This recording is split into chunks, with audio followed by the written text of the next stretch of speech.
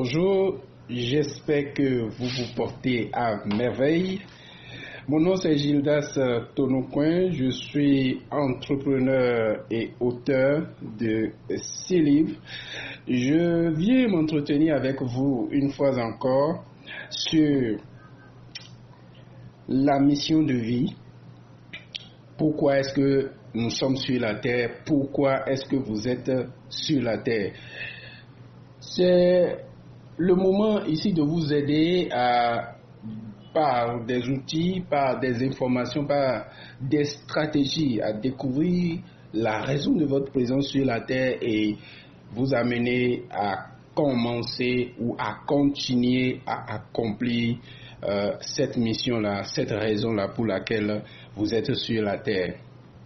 Précédemment, nous avons parlé de 5 clés pour pouvoir réveiller votre esprit par rapport à la raison de votre présence sur la terre.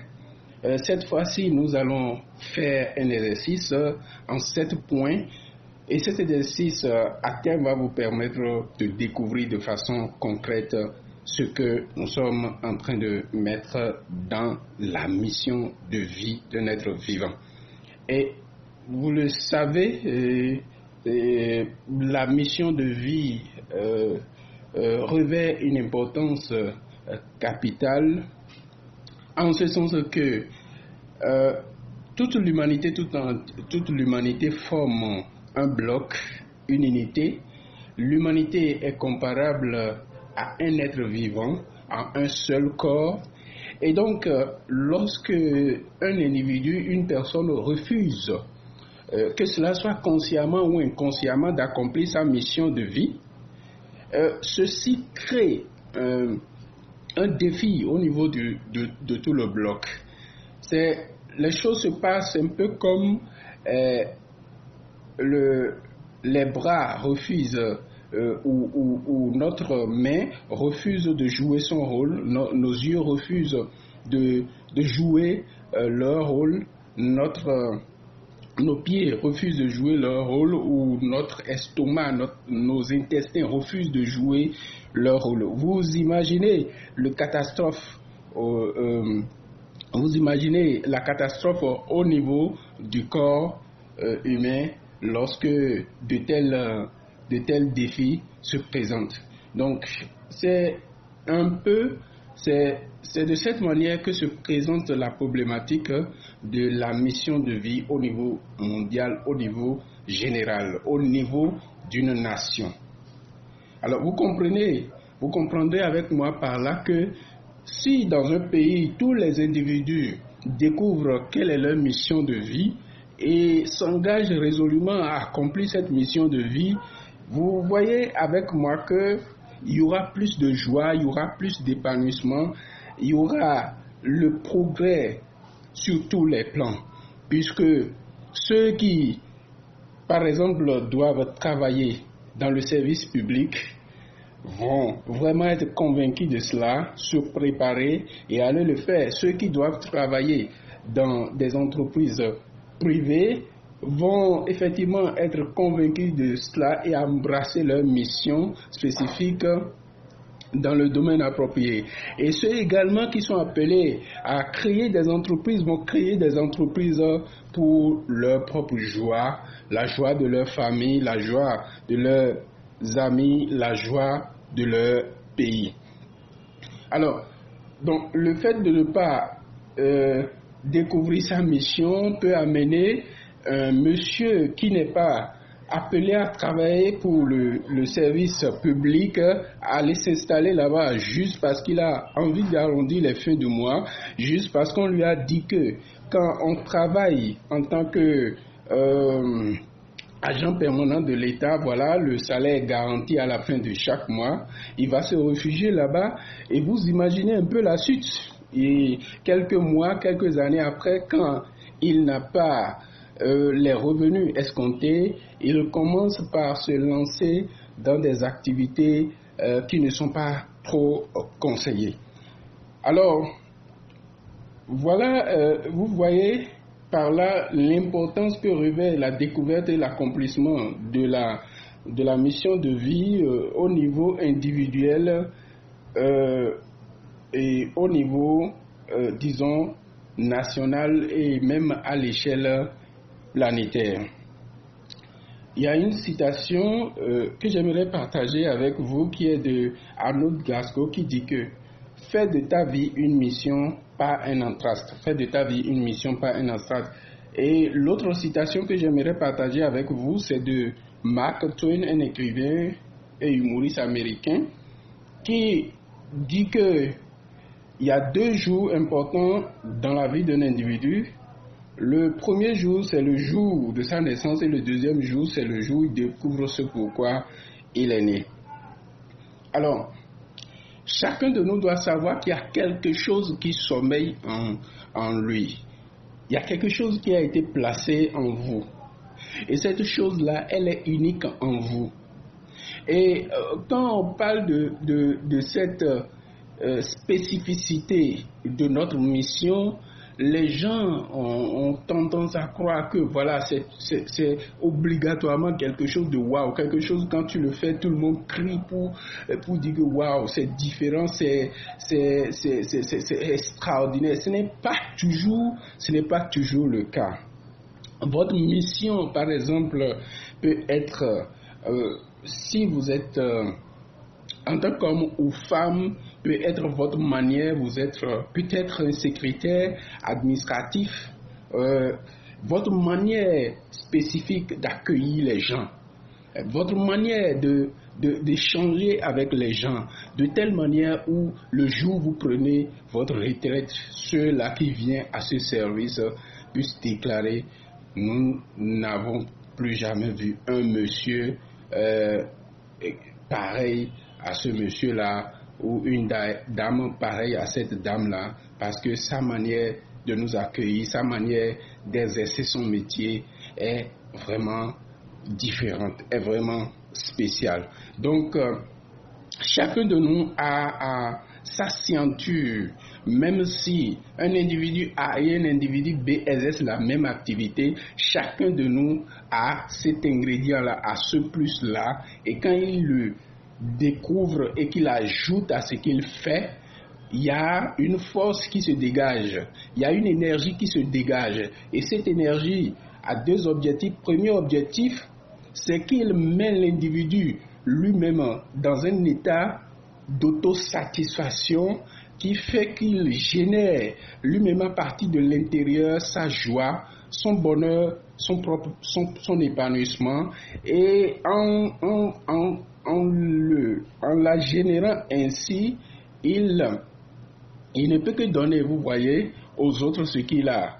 Donc, cette joie, ce bonheur, cet épanouissement jaillit également sur ceux qui les entourent. Ça peut être ses amis, ça peut être les membres de sa famille, ça peut être ses collègues et les autres personnes. Et quand cette personne n'est pas en train d'accomplir sa mission de vie, vous imaginez le scénario contraire, il est frustré, il a la mine renfrognée et tout le temps, il ne va faire que jaillir ce qu'il a à l'intérieur de mauvais qui fait que les gens autour de lui, si eux aussi ils n'ont pas décidé de prendre en charge leur vie, ils vont se laisser contaminer et ça va créer une tension, ça va créer un effet de contagion où les gens ne vont pas vraiment expérimenter la joie. Et c'est là que les maladies règnent, c'est là que toutes sortes de malheurs règnent, c'est là que la misère et tous ces corollaires règnent. Alors, chacun de nous doit être convaincu qu'il a quelque chose, il a ce plus-là en lui qui sommeille, qu'il doit découvrir. Et j'ai parlé tantôt des gens, de ce qui caractérise les gens médiocres, j'ai parlé du blâme. Deuxième caractéristique de ces personnes-là, c'est des gens qui ont l'habitude de se plaindre, ils se plaignent de tout, n'est-ce pas? Ils se plaignent du gouvernement, ils se plaignent de leurs parents, ils se plaignent de leurs enfants, ils se plaignent de leurs amis, ils se plaignent de l'environnement, ils se plaignent de tout. Toute la journée, ils passent leur temps à se plaindre. Les messages qu'ils véhiculent autour d'eux, ce sont des messages de plainte. Ce n'est pas que nous sommes en train d'ignorer ou de minimiser le rôle de l'État, du gouvernement au sein d'une nation, le rôle, la responsabilité des parents, la responsabilité également au niveau des enfants, au niveau de tout le monde en général. Mais le truc est que vous n'avez pas le pouvoir de changer les autres. Celui-là que vous avez le pouvoir de changer, c'est vous-même. Les gens peuvent mal réagir. Le gouvernement peut mal déployer sa politique. Le gouvernement peut faire des choses qui vont à l'encontre de vos aspirations. Mais c'est à vous et à vous seuls de choisir la façon dont vous allez réagir par rapport à cela.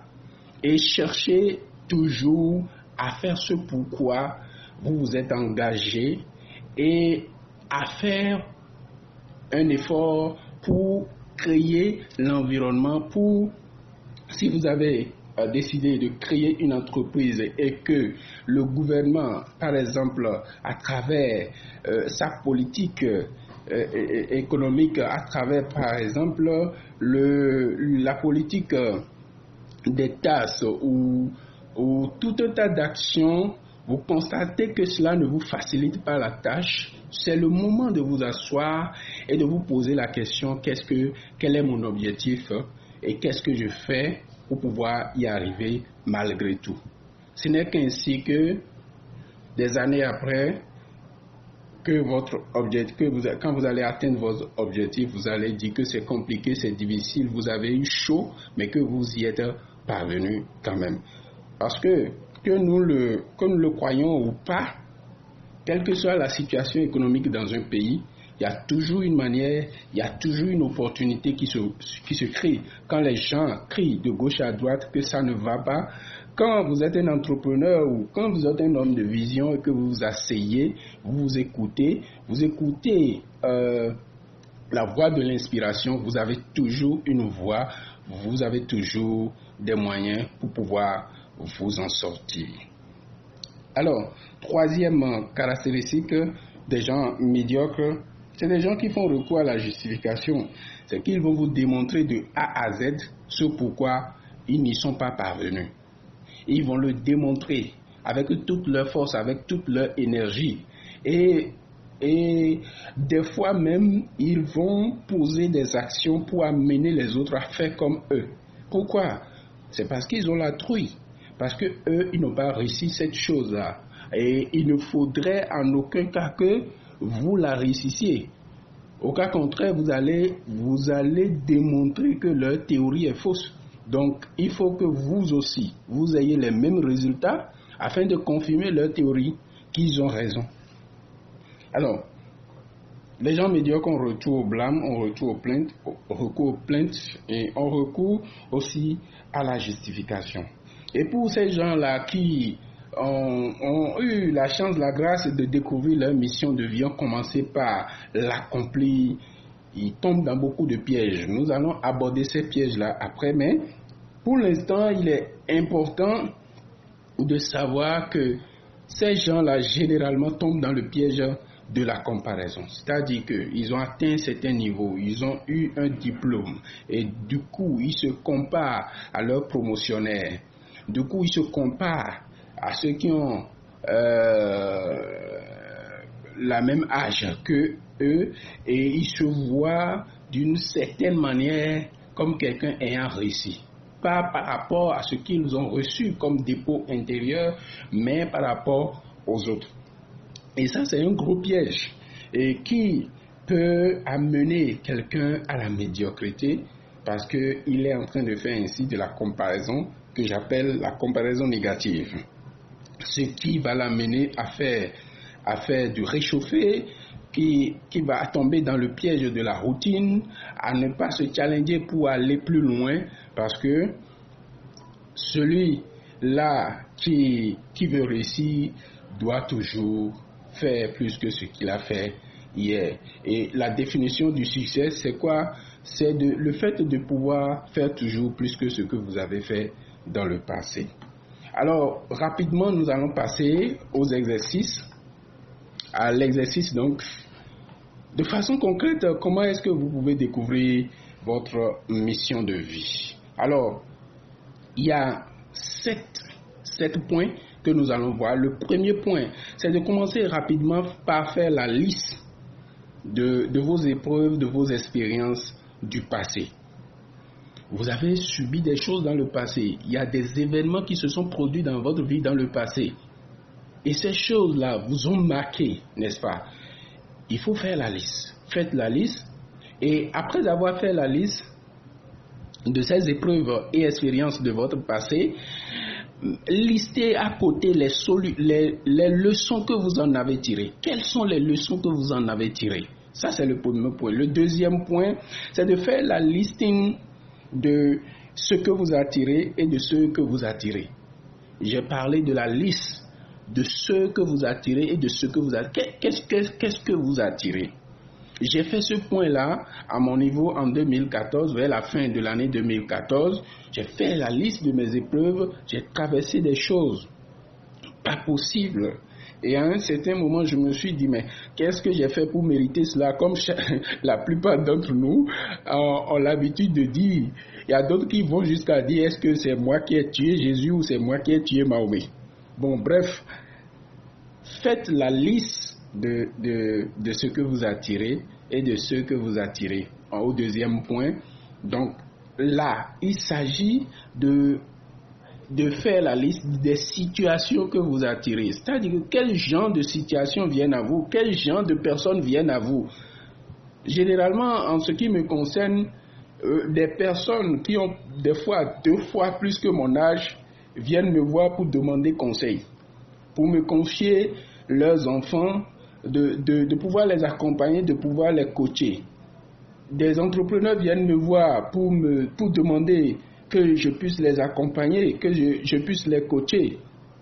Et partout où je passe, je me vois attiré par de ces genres de situations qui ont besoin de conseils, qui ont besoin d'aide, qui ont besoin d'accompagnement, qui ont besoin d'une parole d'espoir, qui ont besoin que je leur apporte quelque chose, même si ce n'est pas physique. Ça, c'est mon cas. Quel est votre cas? Troisième point, quelles sont vos révoltes? Quelles sont ces choses-là, quand vous les entendez ou quand vous les voyez, cela vous révolte, cela vous met en rogne? Quelles sont ces choses-là? Il faut faire la liste. Je me rappelle en 2008, quand je faisais ma maîtrise en sciences économiques, les gens, à chaque fois qu'on parle de chômage, je ne sais pas pourquoi, mais ça me met dans mes états. Ça me met dans tous mes états. Je me dis, mais comment est-ce que quelqu'un qui a fait des années, près de 20 ans d'études, et qui vient jusqu'à l'université, comment est-ce que cette personne a l'audace de parler de chômage?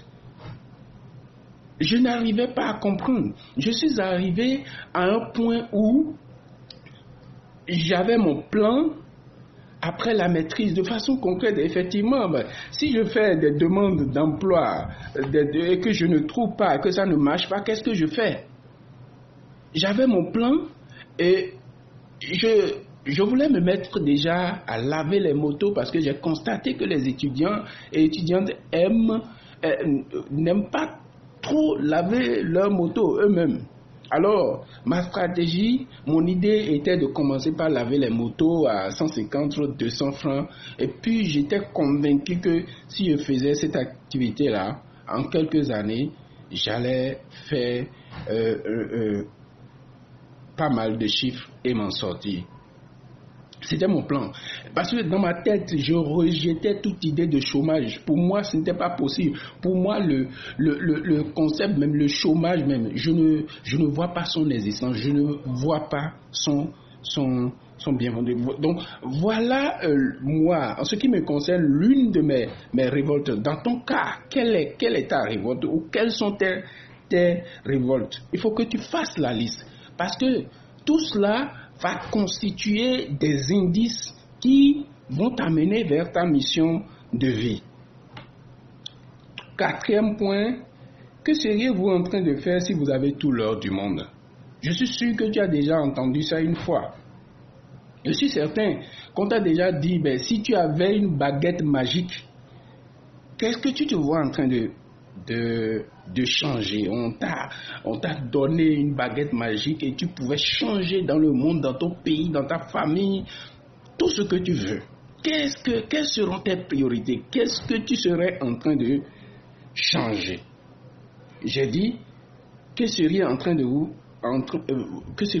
de faire si vous avez tout l'or du monde? Je suppose tu es dans un boulot actuellement, tu as ton entreprise actuellement, quelle que soit l'activité que tu exerces, on t'annonce maintenant que le montant d'argent dont tu rêves, on te dit qu'on le dépose sur ton compte et que tous tes besoins sont comblés. Qu'est-ce que tu serais en train de faire? Est-ce que tu serais toujours en train d'exercer ce boulot? Qu'est-ce que tu serais en train de faire? Donc, réponds à cette question, ou si tu avais une baguette magique, quelles sont les choses que tu vas changer? 5. Quelle est ton empreinte spéciale? Quelle est votre empreinte? J'ai parlé un peu plus tôt de cela, que chacun de nous a une empreinte, n'est-ce pas? Même si vous exercez la même activité, tu as ton empreinte. Plusieurs personnes peuvent avoir une chaîne YouTube et faire la même chose que je suis en train de faire actuellement. Mais j'aime ma scienture. Il y a quelque chose dans ma voix, peut-être dans ma voix. Il y a quelque chose peut-être dans ma façon de présenter. Il y a peut-être quelque chose dans ma façon de voir, de présenter les choses. Est-ce que vous voyez? Tout le monde peut écrire des livres de développement personnel, de transformation, de croissance personnelle. Mais il y a ma manière de le faire qui n'est peut-être pas la meilleure. Mais cette manière-là, elle est spéciale. N'est-ce pas? Dans ton cas, quelle est ton empreinte? Qu'est-ce que tu sais que tu as de spécial et que tu peux donner? Quelle est ton empreinte? Quelle est votre empreinte? Et 6e élément, qu'est-ce qui vous inspire? Qu'est-ce qui vous inspire? Ou quels sont ceux-là qui vous inspirent? Qu'est-ce qui vous inspire? Et quels sont ceux-là qui vous inspirent?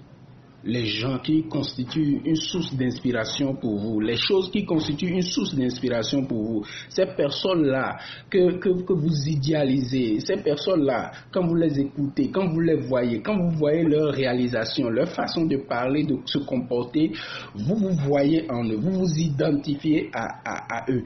En réalité, qu'est-ce qui vous inspire? Qu'est-ce qui vous inspire en eux? Vous devez identifier ces points-là pour que ça soit clair à votre niveau.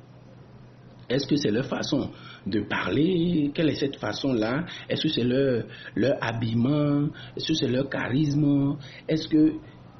Identifier ces éléments-là. Et enfin, le 7e point, à qui vous serez utile? Il y a d'autres qui vont parler de frères d'âme. À qui vous serez utile? C'est-à-dire que ces choses-là que vous possédez, cette empreinte, cette signature-là que vous avez, par rapport à vos révoltes, par rapport à tous ces éléments-là que vous aurez trouvés précédemment, à qui est-ce que vous serez utile par rapport à ces choses-là? Est-ce que c'est par rapport aux enfants? Et donc vous allez aider les foyers à pouvoir mieux coacher les enfants? Ou est-ce que vous allez ouvrir une école? Ou est-ce que vous allez mettre en place un business? Est-ce que c'est un orphelinat? De quoi s'agit-il?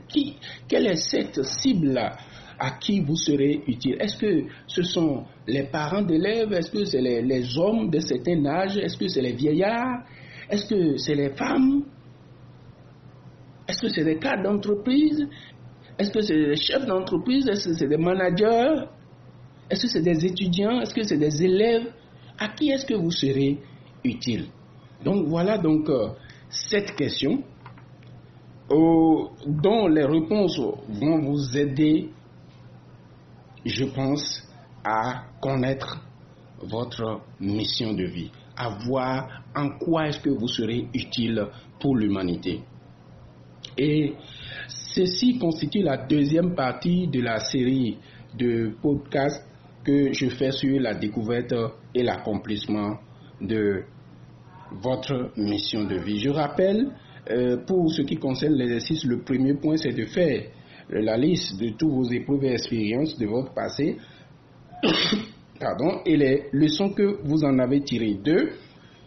Faire également la liste de ce que vous attirez et de ce que vous attirez. 3.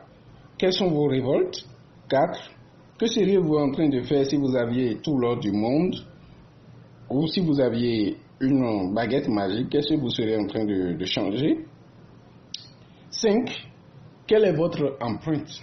Quelle est votre empreinte? Et 6. Qu'est-ce qui vous inspire? Quels sont ceux-là qui vous inspirent et qu'est-ce qui vous inspire chez eux? Enfin, 7. À qui est-ce que vous serez utile? Voilà un peu ce que je voulais partager avec vous. J'espère que cela va être utile. Et comme je vous l'avais annoncé tôt, je suis nouveau sur YouTube et je m'inscris dans une dynamique d'amélioration où vos commentaires vont certainement m'aider à m'améliorer. Et ceci est une grande leçon pour moi que je suis en train de tirer parce que je devais commencer à faire des vidéos il y a un moment et ce qui est important c'est que je l'ai démarré. Je le démarre ainsi à travers des podcasts pour pouvoir inspirer d'autres personnes qui aimeraient faire partager des choses, qui ont un message à passer, qui ont quelque chose à dire aux gens, mais qui sont toujours là à viser le perfectionnisme, à se dire qu'ils ne sont pas prêts et il faut qu'ils achètent des appareils de dernière génération avant de commencer à le faire. Et là, j'utilise tout simplement mon téléphone portable pour le faire parce que ce n'est pas les gros appareils, les appareils de dernier cri qui constituent la chose la plus importante. Ça va venir, n'est-ce pas? Mais ce qui est plus important, c'est ce que j'ai à partager avec vous. Et avec mes tares du moment, la vraie question est, est-ce que je suis prêt à le faire malgré? Et ce n'est qu'à partir de ce moment-là que j'aurai plus de moyens, plus d'équipements. Et lorsque les équipements seront là, je serai prêt. Parce que ce ne sont pas les équipements qui vont améliorer ma voix, qui vont améliorer le contenu de ce que je vais vous donner. Mais c'est le travail permanent sur moi, n'est-ce pas? C'est l'amélioration continue, n'est-ce pas? Donc par rapport à ta mission de vie, par rapport à tes projets actuellement, c'est un principe. Et les Chinois ont l'habitude de dire qu'un voyage de 1000 lieues commence toujours par un pas à la fois. Voilà, si tu as aimé ce podcast, si tu as aimé cette vidéo, mets juste un like, aime la vidéo, partage-la autour de toi et laisse-moi un commentaire si cela te dit. Dans le cas contraire, ce n'est pas grave. Merci et surtout demeurer dans votre mission.